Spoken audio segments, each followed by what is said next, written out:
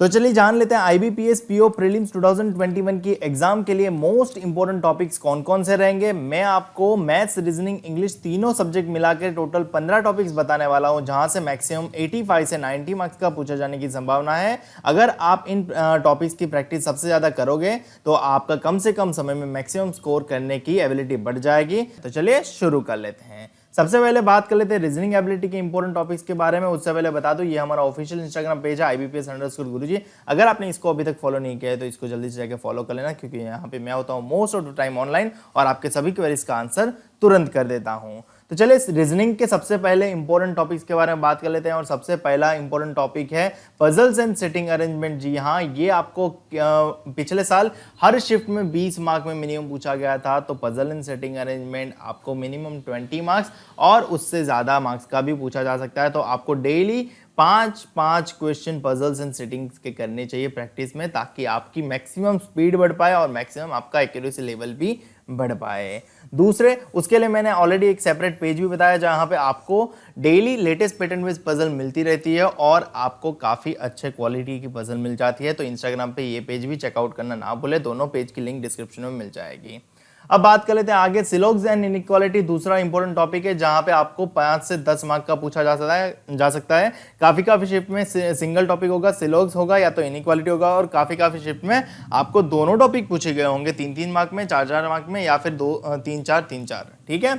Next important topic है blood relation. जी यहाँ PO के एग्जाम और ब्लड रिलेशन ना ऐसा हो नहीं सकता। तो आपको 1 से 3 मार्क में आपको ब्लड रिलेशन देखने को मिलता है। जनरली 3 मार्क्स में ही होता है, कुछ शिफ्ट में यानी 1-2 शिफ्ट में 1 मार्क का भी हो सकता है।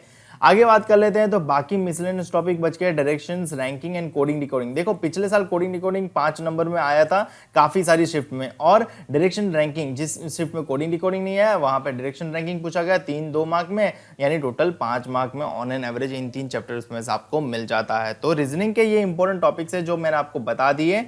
आपको इन टॉपिक्स की सबसे ज्यादा प्रैक्टिस करनी चाहिए, ताकि आपकी रीजनिंग में स्पीड बढ़ पाए, एक्यूरेसी बढ़ पाए, और आप कम से कम समय में मैक्सिमम क्वेश्चन ग्रैब कर पाओ। अगर आप ऑन एन एवरेज कैलकुलेशन कर लोगे ना, तो ये 30+ स्कोर हो ही जाएगा इतने टॉपिक से ही।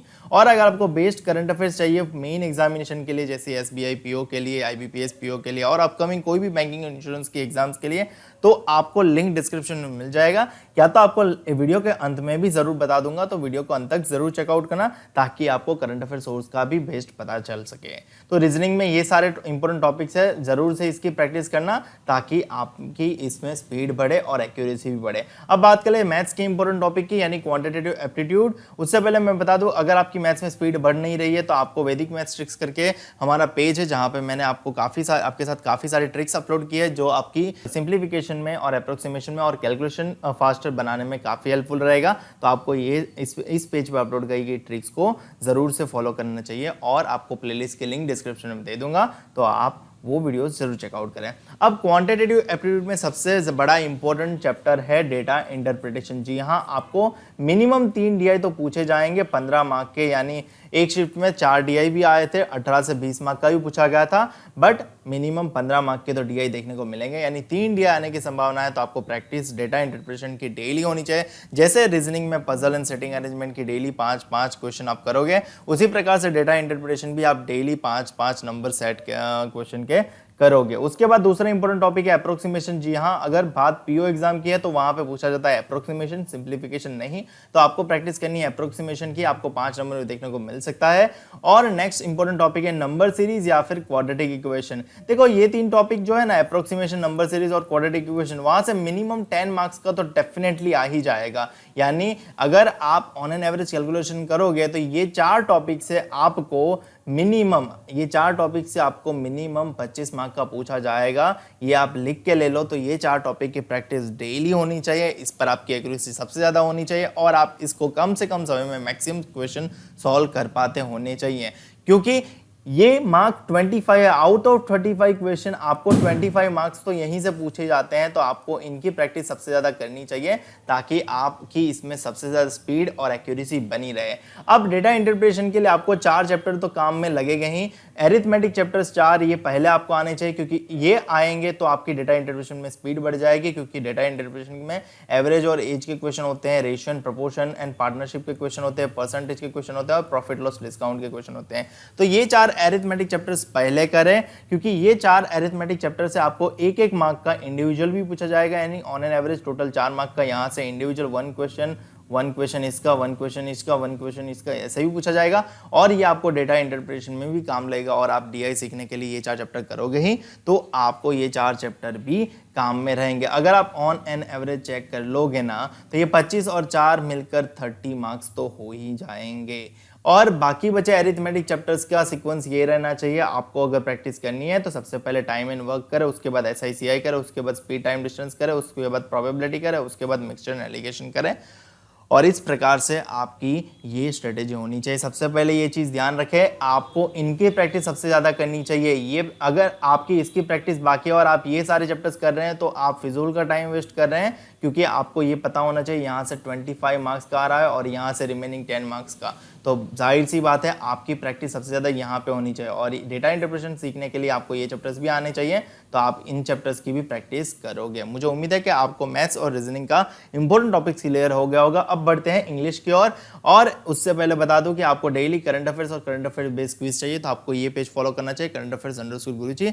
आपको सारे पेज की लिंक डिस्क्रिप्शन में मिल जाएगी, एक बार जरूर से चेकआउट करें। और इंग्लिश लैंग्वेज में सबसे पहला इंपॉर्टेंट टॉपिक है रीडिंग कॉम्प्रिहेंशन। जी हाँ, रीडिंग कॉम्प्रिहेंशन आप में अगर पढ़ने की एबिलिटी है और उसको समझने की एबिलिटी है तो आपका आसानी से ये 7 to 10 मार्क्स आपके बन जाएंगे। तो रीडिंग कॉम्प्रिहेंशन आपकी हर शिफ्ट में होता है, तो आपको डेली एक रीडिंग कॉम्प्रिहेंशन सॉल्व करना चाहिए और सॉल्व करके पैराग्राफ समझना चाहिए, वोकेबलरी भी नोट डाउन करनी चाहिए ताकि आपको वो वोकेबलरी फर्दर भी काम लग जाए। तो रीडिंग कॉम्प्रिहेंशन की प्रैक्टिस डेली होनी चाहिए। उसके अलावा क्लोज टेस्ट भी इंपॉर्टेंट है, आपको मेजॉरिटी शिफ्ट में क्लोज टेस्ट भी 5 to 7 मार्क्स में देखने को मिल जाएगा। तो क्लोज टेस्ट की भी प्रैक्टिस जरूर करें और आप अपना उसमें भी इंप्रूवमेंट जारी रखें। एरर डिटेक्शन के बिना कोई पेपर होगा नहीं, तो एरर डिटेक्शन आपको 5 से 7 मार्क्स में देखने को मिलेगा। जनरली ये 5 नंबर में पूछा जाता है, 7 मार्क्स में कभी कभी आ जाता है।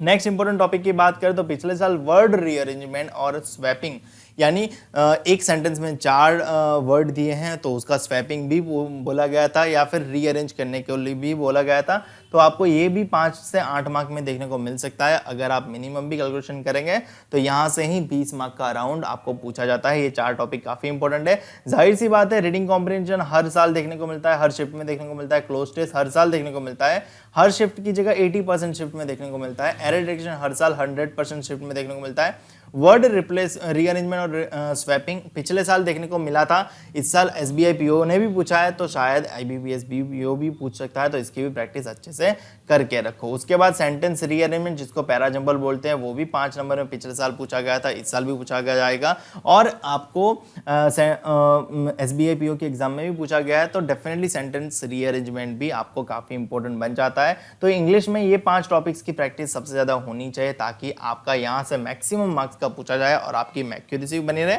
और आपकी स्पीड भी बनी रहे। और भी कुछ सारे टॉपिक है जो कभी कभी आता है, कभी कभी नहीं आते हैं। ये तीनों टॉपिक्स आपको प्रैक्टिस करनी चाहिए। सेंटेंस इंप्रूवमेंट का 5 नंबर में आ सकता है, फ्रेज एंड इडियम्स एंड उसका रिप्लेसमेंट भी 5 नंबर में आ सकता है, या फिर फिलर्स 3 to 5 मार्क्स में आ सकता है। ये क्या होता है कि इनमें से अगर कोई टॉपिक नहीं आया तो इनमें से कोई टॉपिक आ जाएगा। तो मतलब मान लो कि यहाँ से कोई एक टॉपिक आ जाएगा या 2 टॉपिक आ जाएंगे। ऊपर में कभी कभी क्लोज टेस्ट नहीं आया तो यहाँ से कुछ देखने को मिल जाएगा, कभी कभी वर्ड रीअरेंजमेंट नहीं आया तो यहाँ से देखने को मिल जाएगा, सेंटेंस रीअरेंजमेंट नहीं आया तो यहाँ से देखने को मिल जाएगा। पर ऊपर वाले 5 टॉपिक काफ़ी इंपॉर्टेंट है, उसकी प्रैक्टिस सबसे ज़्यादा होनी चाहिए और डेली होनी चाहिए। अब बात कर लेते हैं ऑन एन एवरेज ये टॉपिक कितने होते हैं। तो रीजनिंग के 5 टॉपिक, क्वांट के 4 टॉपिक और इंग्लिश के 6 टॉपिक मिला के अगर आप देखेंगे एन एवरेज आपका 15 टॉपिक हो जाता है और 15 टॉपिक से आपको 85 से 90 मार्क्स का पूछे जाने की संभावना होती है। तो आपके ये टॉपिक्स की प्रिपरेशन सबसे ज़्यादा होनी चाहिए। वापस वीडियो रिवाइंड करके सारे टॉपिक नोट डाउन कर लेना और बेस्ट करंट अफेयर्स के लिए सोर्स जानना चाहते हो तो वीडियो को अंत तक जरूर देखना। अगर आपको पता नहीं तो मैं आपको बताना चाहूँगा, मैं इसी प्रकार से पूरे महीने के जंबल करंट अफेयर को एक ऑर्गेनाइज फॉर्मेट में रेडी करता हूँ, जिसकी मदद से आप आसानी से पढ़ सकते हो, समझ सकते हो और याद रख सकते हो। और रिवीजन के लिए तो ये बेस्ट करंट अफेयर्स है। आप रिव्यूज भी पढ़ सकते हो, जिन्होंने खरीदा है उन लोगों ने रिव्यू भी दिया है। सिलेक्टेड PNB बैंक पे टुडे सर, आपका मटेरियल बहुत काम आया। I have been allotted Punjab and Sindh bank, thanks a lot for your GA, really amazing PDF। Sir मेरे 31 क्वेश्चन सही हो गए, बस 2 गलत हो गए, थैंक यू सो मच, आपके नोट्स बहुत काम आए।